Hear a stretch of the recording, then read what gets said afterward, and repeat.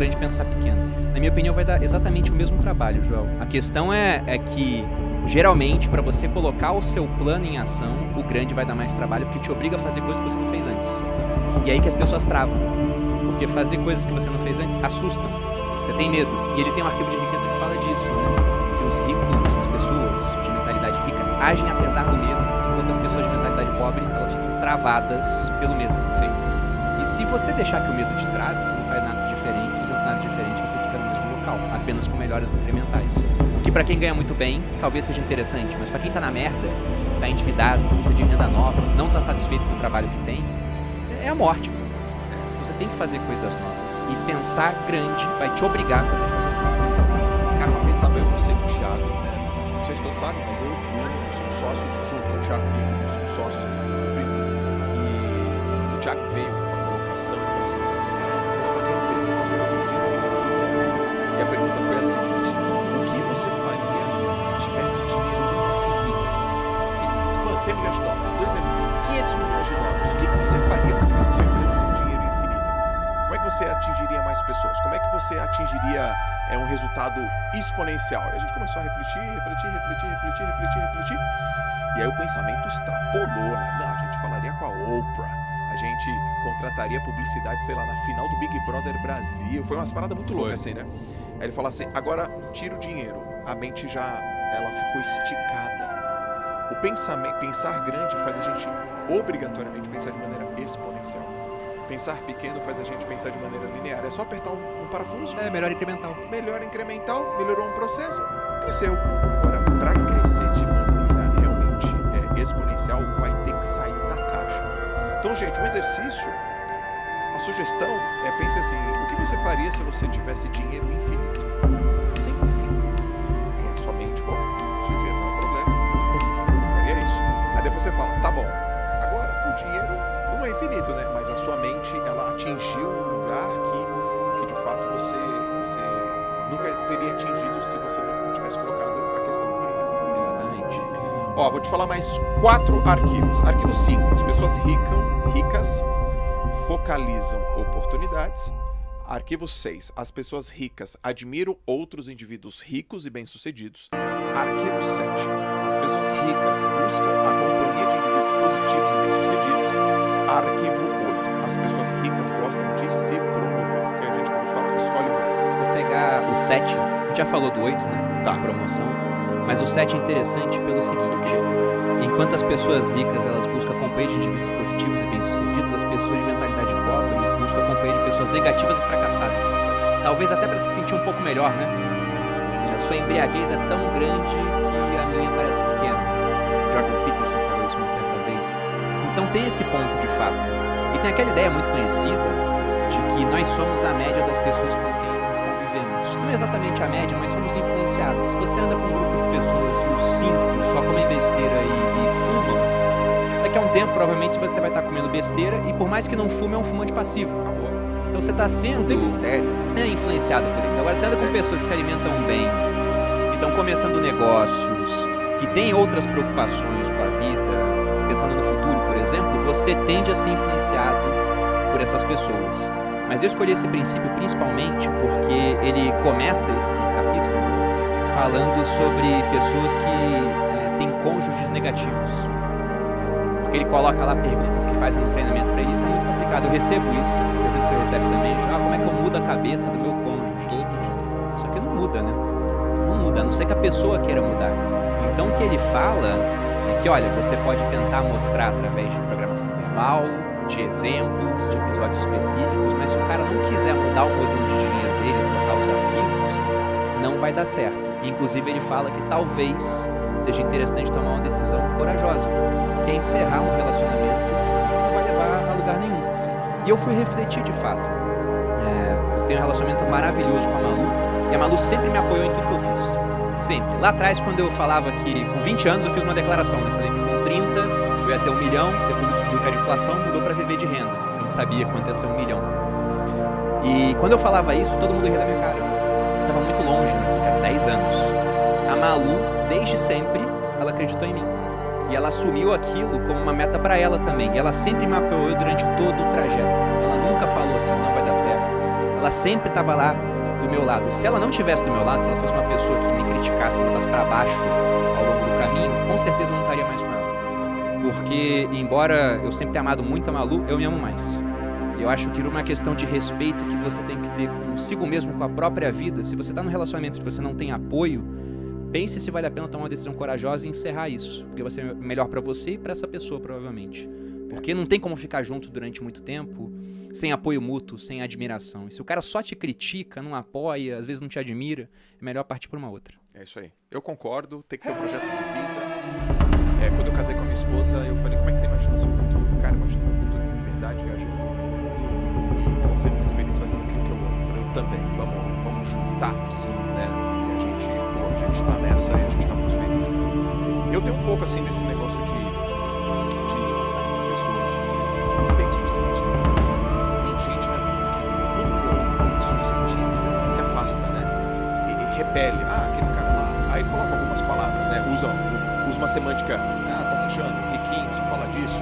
Eu sei que você, eu sei que a galera que a gente convive tá assim, não, o que eles querem fazer? O que podia necessitar?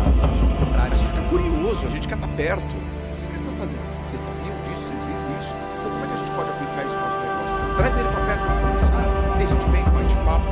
Então, esse arquivo número 7, galera, as pessoas ricas buscam acompanhar de vídeos positivos bem-sucedidos. O que aconteceu comigo? Eu te conheci em 2017.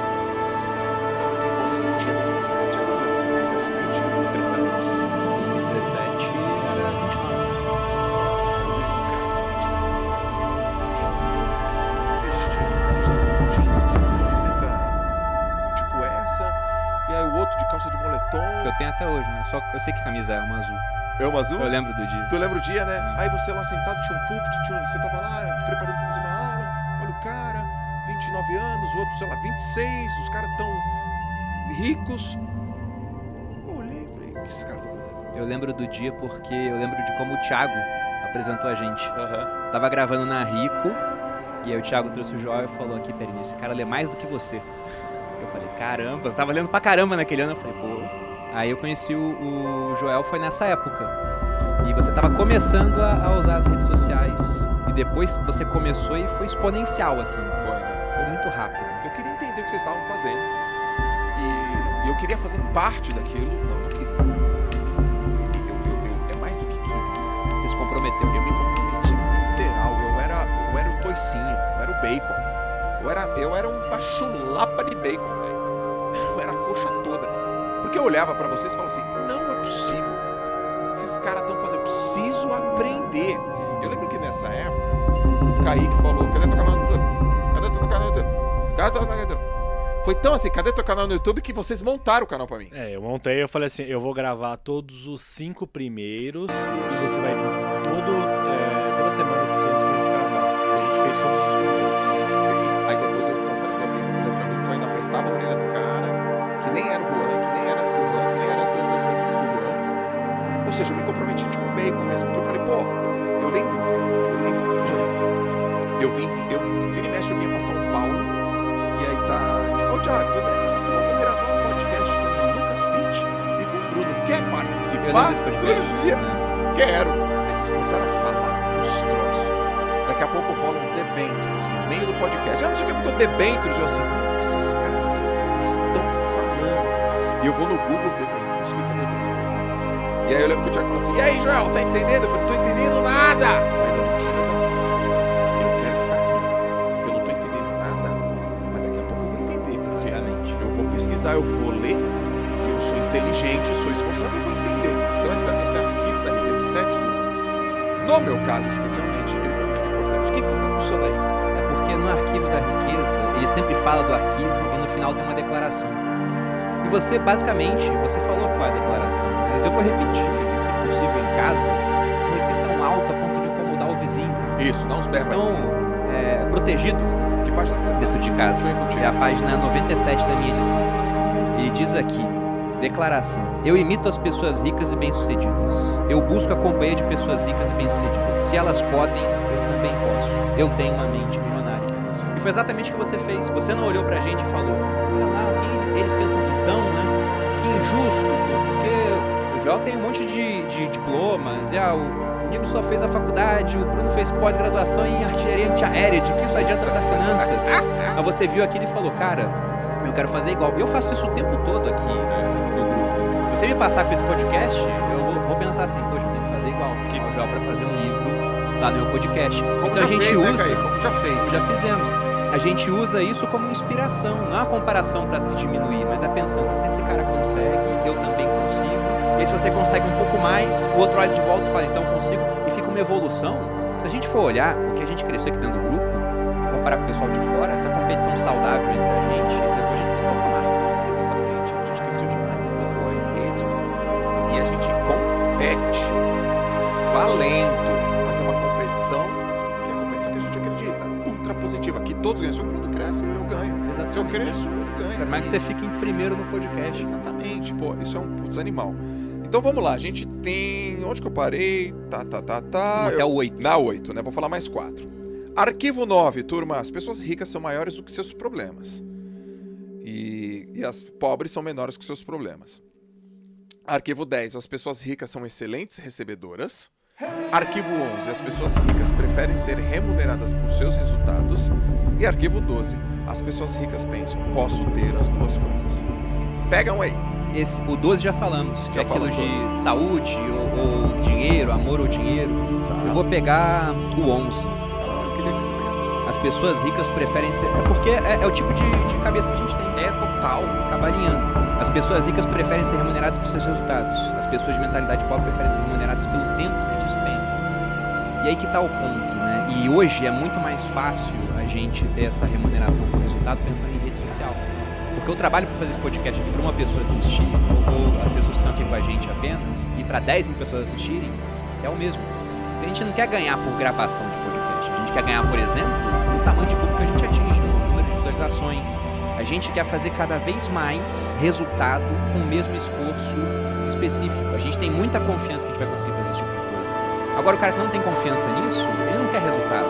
Ele fala, pô, vou gastar 1 hora, então paga por hora ali.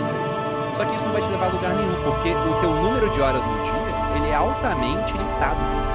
Todo mundo tem no máximo 24. Você tem que dormir, sei lá, umas 7, 8 horas aí. Em termos de sustentabilidade vai ser mais ou menos isso. Você tem um tempo para comer, tem outras atividades, precisa ficar com o cônjuge, com família. Então você não tem como escalar o seu número de horas. O que você pode fazer é ficar mais produtivo, cobrando mais por hora ou atingindo mais pessoas durante aquele período de tempo.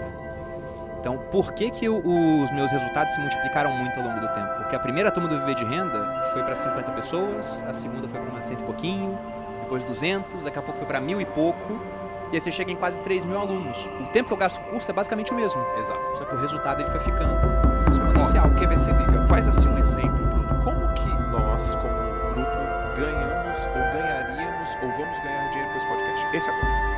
Olha, Só pra vocês entenderem, pra vocês materializarem o que o Bruno falou. bom, indo por partes. Isso, vai por partes. No detalhinho. Pegando, Anota aí. pegando agora no YouTube, a gente já ganha com AdSense. Eu não sei se o pessoal fez aquelas doações de Superchat até agora, mas se tiver aberto também tem essa renda que entra. Isso pode parecer pouca coisa, mas depois você vai pegar a renda de um podcast gravado durante um mês, paga a estrutura do estúdio. Que é em dólar ainda, né? Nossa moeda é bosta, o dólar vale muito com a nossa moeda. A gente ganha. Aí um outro ponto. O Joel colocou o cupom de desconto para Finclass. Então vai ter assinatura entrando na Finclass. Um outro ponto aqui também. Provavelmente tem gente que não me seguiu o Joel. E tem gente que me seguia e não seguiu o Joel, mas veio porque eu falei, vou falar do livro aqui no podcast. Então a gente ganha seguidores cruzados. E tem gente que talvez me seguisse, mas não consumisse o que eu vendo. Mas aí vai chegar lá no Joel, evento máxima performance, mentoria, e fala, caramba, é isso aqui que eu preciso, né? Empreender em alta performance, que é um dos eventos, uma das várias coisas que o Joel tem no portfólio dele, de produtos. A pessoa pode consumir do Joel. Quanto que vai ser isso? Não sabemos. Alguns do Joel vão vir para mim, e vão fazer o Viver de Renda, ou vão se inscrever. Na segunda-feira agora começa um clube do livro. De, basicamente, durante algumas horas... Vamos falar dele. Como é que vai ser o clube do livro? 12 meses, 12 livros, e eu já divulguei 7 livros, tá lá no feed do meu Instagram. Até domingo vou divulgar todos. E são 12 livros dentro de assuntos que ajudaram a formar a minha mentalidade.